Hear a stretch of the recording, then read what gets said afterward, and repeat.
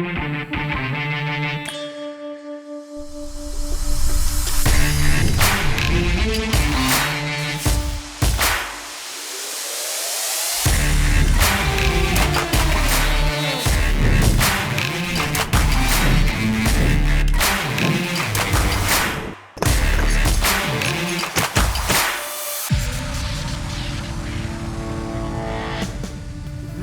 I don't want to have a haircut!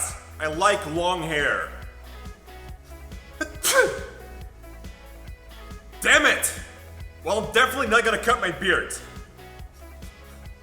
I guess it had to happen at one point, but the beard is staying. What do you guys think? It's pretty short, huh? Anyways, today I've got 10 super simple steps which if you follow can turn any boring object into an epic video.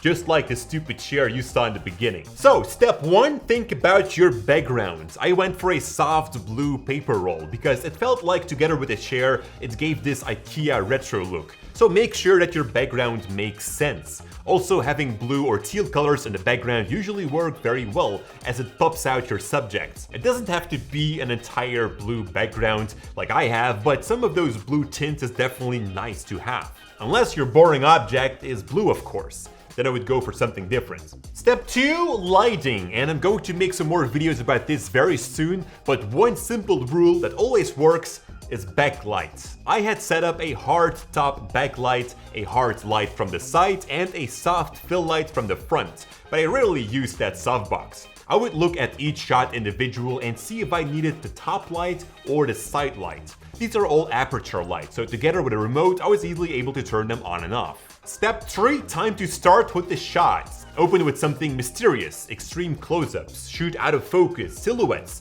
Textures also work very well, as together with that strong backlight, it creates deep contrasts. It's usually very intriguing without spoiling the object yet. Step 4, cut to the revealing of your object. Now I turned on the lights to make the revealing even more exciting. Just try to make sure that you're kind of introducing a new chapter in the video. Step 5, show the object from unique angles if you haven't done it yet, and start with also showing its functionality.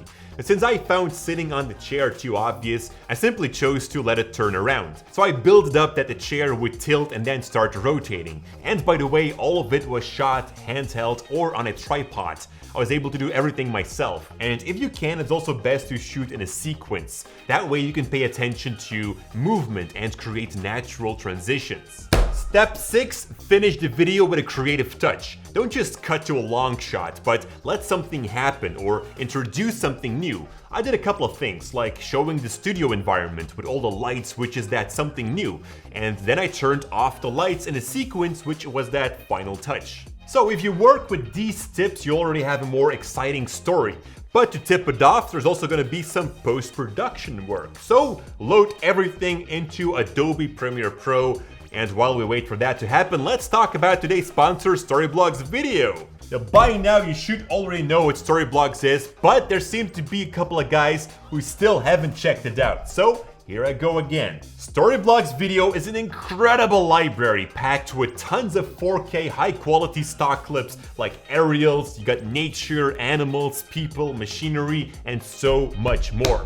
Besides that, there are also overlay effects like muzzle flashes, transitions, film burns, and that also continues. And finally, and that is the most exciting part about Storyblocks, are their After Effects templates. Now these are gonna save you the most time because you can just choose any kind of very cool looking animation or visual effects that you like and create a super nice logo reveal with just a few clicks. Or maybe you want that slideshow or some intro sequence, it doesn't matter. Storyblocks has it all. Now to top it off, with an active subscription, you can download unlimited video assets. So there's no reason not to check it out, so click that first link in the description down below right now. Alright, Premiere Pro is ready it seems, and I like to start with music for videos like these. So step number 7, important is that you look for a song that has a variation and dynamic. And with that I mean look for parts in the music that you can use as an intro, a middle, and an ending.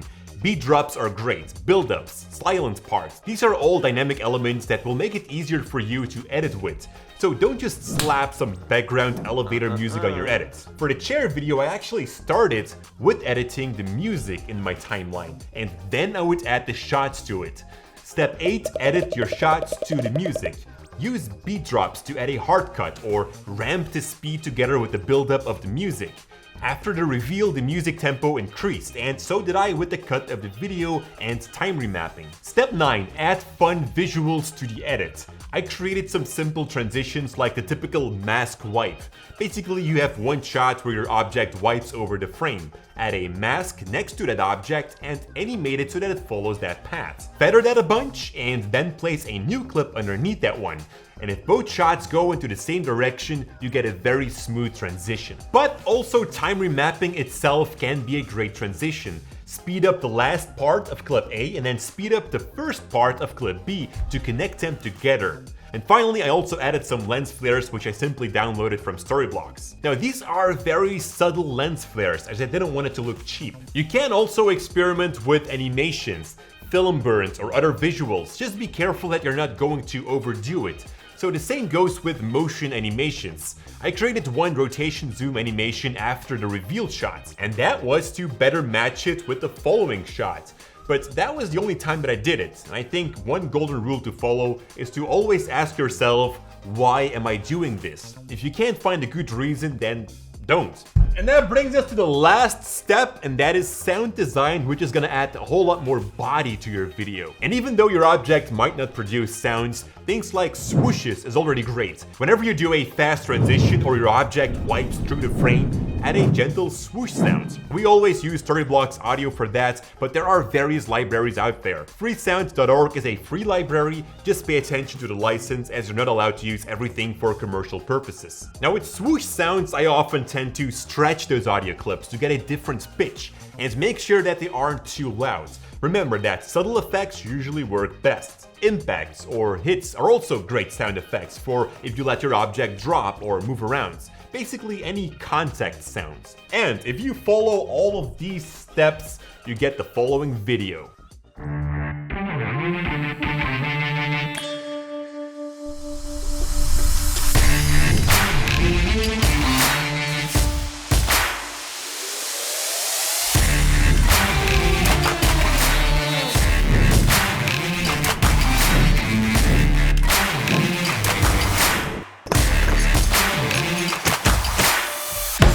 That was it for today. Thank you so much for watching. Thank you Storyblocks for the support.